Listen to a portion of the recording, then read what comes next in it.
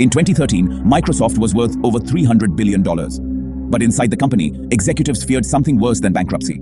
They feared irrelevance. Microsoft was still powerful, still profitable, still everywhere. Yet the world was moving on. Windows no longer felt essential. Office felt dated. Microsoft's phone strategy had failed. Developers were leaving the ecosystem. This channel is still small and not monetized. But behind it, I run a small non-governmental organization helping people who cannot help themselves. Your $10, $20, $30 or any amount provides food, medical care, and basic survival. Even a small donation can save a real life today. Inside the company, teams competed with each other instead of competitors. Innovation slowed. Decisions were made to protect the past, not build the future. Then came a moment that exposed the crisis. In 2013, Microsoft paid $7.2 billion for Nokia's phone business. 2 years later, it admitted defeat and wrote off $7.6 billion. It was one of the largest strategic failures in technology history. Money was not Microsoft's problem. Direction was. How does a company that controls the world's operating system fail to win the mobile revolution? The answer was not technology. It was culture. Microsoft was designed to dominate the desktop era, but the new world was mobile-first, cloud-driven, and open. Apple focused on experience. Google focused on data. Amazon focused on infrastructure. Microsoft focused on defending Windows. That mindset created invisible walls inside the company. Divisions competed for power. Risk-taking disappeared. Speed was lost. Microsoft did not lack talent. It lacked a unifying vision. For decades, Microsoft succeeded through control. Control the operating system. Control the standards. Control the ecosystem. This strategy built one of the greatest monopolies in business history. But the internet changed everything. Software became services. Ownership became subscriptions. Closed platforms became liabilities.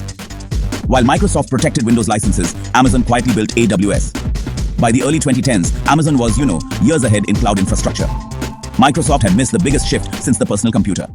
And the company knew it. In 2014, Microsoft appointed a new chief executive officer, Satya Nadella. He did not arrive with dramatic speeches or radical promises. He arrived with a diagnosis. Microsoft had become a company that believed it already knew the answers. The first change was cultural.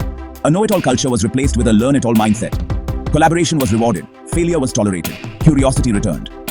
Microsoft made decisions that once seemed impossible. It embraced open-source software. It contributed to Linux. It stopped treating Windows as the center of the universe. The cloud became the priority. Azure was rebuilt. Office shifted to subscriptions. Products were designed to work everywhere, not just on Windows. Microsoft stopped trying to control the future. It started enabling it. So Microsoft's comeback was not loud. It was, disciplined. The strategy was clear. Invest heavily in cloud infrastructure. Build trust with developers. Focus on long-term platforms instead of just chasing short-term dominance. Microsoft poured billions into data centers. Azure scaled globally. Office 365 created predictable, recurring revenue. And, LinkedIn strengthened Microsoft's enterprise reach.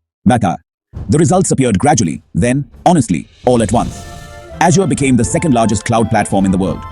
Microsoft crossed $2 trillion in market value. The company that once feared irrelevance had rebuilt itself as global infrastructure. This channel is still small and not monetized. But behind it, I run a small non-governmental organization helping people who cannot help themselves. Your $10, $20, $30 or any amount provides food, medical care, and basic survival. Even a small donation can save a real life today. The lesson here is not really about software. It is about survival.